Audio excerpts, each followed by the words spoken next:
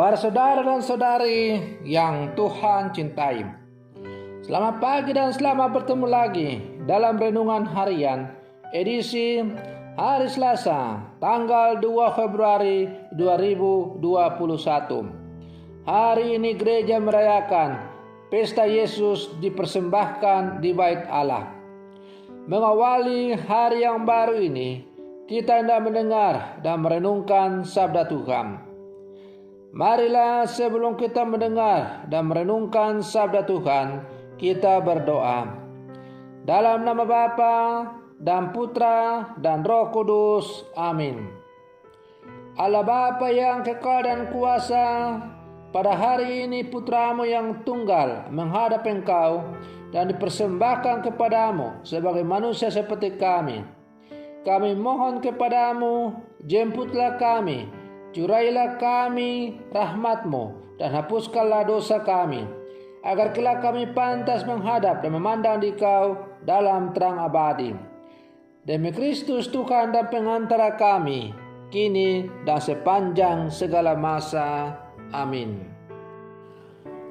Para saudara dan saudari yang Tuhan cintai, sabda Tuhan yang hendak kita dengar dan kita renungkan pada pesta Yesus dipersembahkan di Bait Allah diambil dari Injil Lukas pasal 2 ayat 22 sampai 40.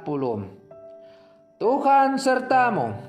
Inilah Injil Tuhan kita Yesus Kristus menurut Santo Lukas. Ketika genap waktu pentakhiran menurut hukum Taurat,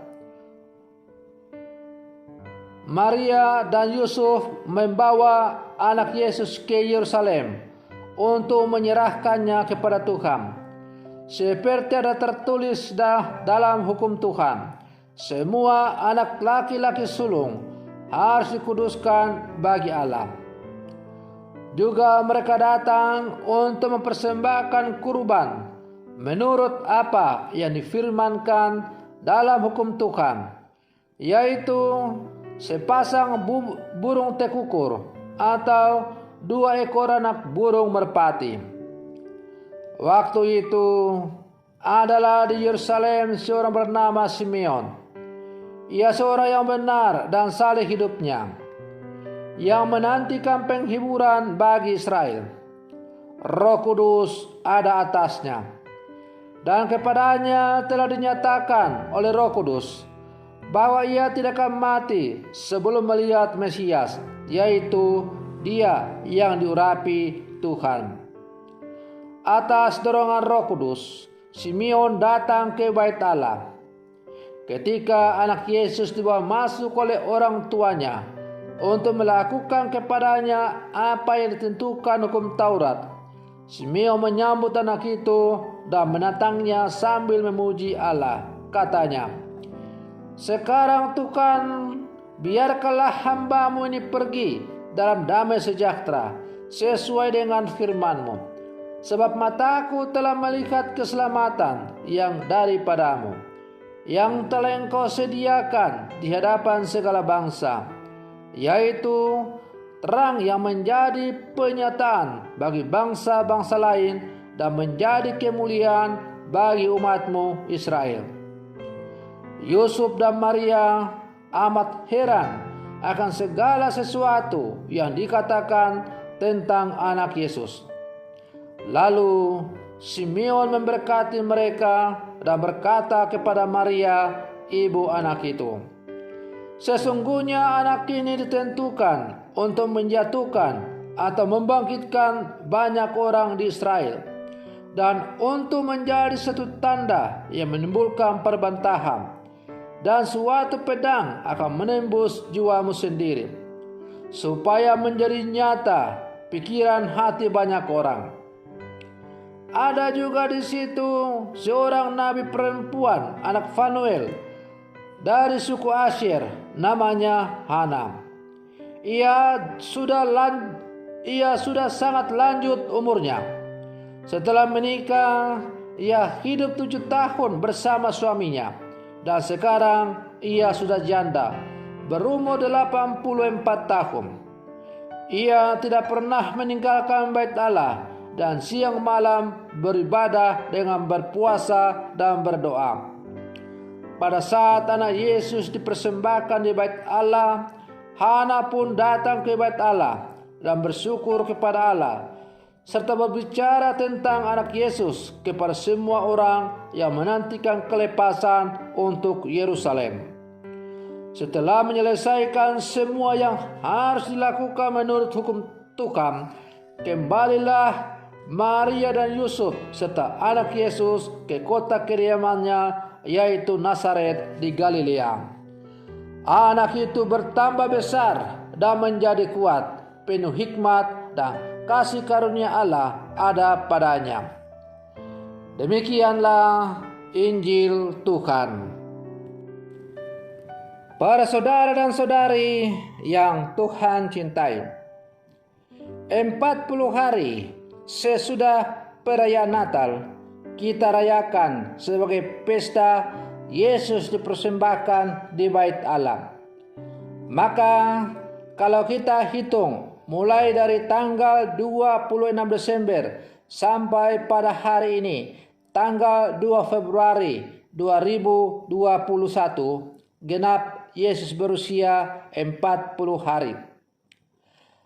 Pesta Yesus dipersembahkan di bait Allah setelah dia lahir 40 hari, bertitik tolak dari tradisi bangsa Yahudi, yaitu bahwa setiap anak sulung laki-laki setelah kelahirannya harus dipersembahkan oleh orang tuanya kepada Allah.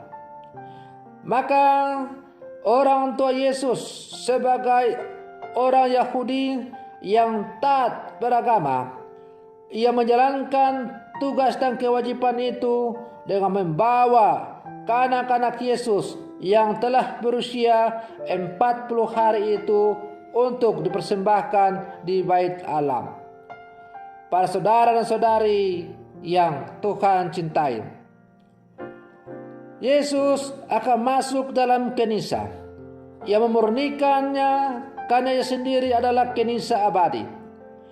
Pokok dan ujung dari semua kegiatan di kenisa adalah beribadah. Dalam Injil hari ini, Yesus oleh Simeon dianggap sebagai keselamatan yang datang dari Allah untuk segala bangsa. Ia adalah terang bagi bangsa-bangsa. Tetapi juga Yesus adalah sumber perbantahan, karena ia akan membawa pengadilan ilahi pada akhir zaman. Karena itu, bagi Maria akan muncul pedang yang menembusi jiwanya. Ia adalah persembahan hidup yang menyelamatkan semua bangsa. Ia akan menghidupkan kegiatan iman di kenisa, sekaligus menunjukkan dirinya sebagai kenisa semesta yang merangkum semua bait Allah. Para saudara dan saudari yang Tuhan cintai, melalui contoh keluarga Yusuf dan Maria, atau yang kita bisa kenal dengan contoh keluarga Kudus Nazaret, kita diajak untuk mencontoh kekudusan dari keluarga Nazaret dengan selalu taat pada aturan-aturan yang telah ditetapkan. Melalui keluarga Kudus Nazaret ini, kita diajak sebagai keluarga-keluarga Kristen, secara khusus keluarga-keluarga Katolik, agar dalam seluruh kehidupan kita sungguh mentaati segala aturan-aturan, perintah-perintah yang telah ditetapkan oleh Tuhan melalui gerejanya yang kudus. Tetapi ketaatan kita dalam menjalankan peraturan-peraturan atau perintah-perintah Allah melalui gereja itu, hendaklah kita jalankan bukan karena dasari atas rasa takut dan akan dihukum oleh Allah, tetapi hendaklah datang dari hati yang bebas untuk menanggapi kasih Allah yang begitu nyata dalam seluruh kehidupan kita. Sebagai orang-orang beriman, kita bersyukur dan berterima kasih karena Allah telah mengutus penyelamat untuk membebaskan kita dari belenggu dosa. Maka sebagai ungkapan syukur dan terima kasih kepada Allah yang telah menyelamatkan kita melalui Putra-Nya Yesus Kristus, kita lalu melaksanakan apa yang telah diajarkan oleh Tuhan kepada kita itu melalui gerejanya yang kudus. Melalui contoh teladan keluarga kudus Nazaret atau peristiwa Yesus dipersembahkan di bait Allah ini, kita diajari untuk merenungkan agar seluruh kehidupan kita sebagai orang-orang percaya kita persembahkan kepada Allah dalam kehidupan kita sehari-hari. Persembahan termegah, tertinggi yang harus kita berikan kepada Allah ialah mempersembahkan diri kita, hidup kita kepada Allah. Kalau kita mempersembahkan seluruh diri kita, hidup kita kepada Allah, itu berarti bahwa kita membiarkan seluruh kehidupan kita, seluruh diri kita dipimpin dan dituntun oleh terang Roh Allah.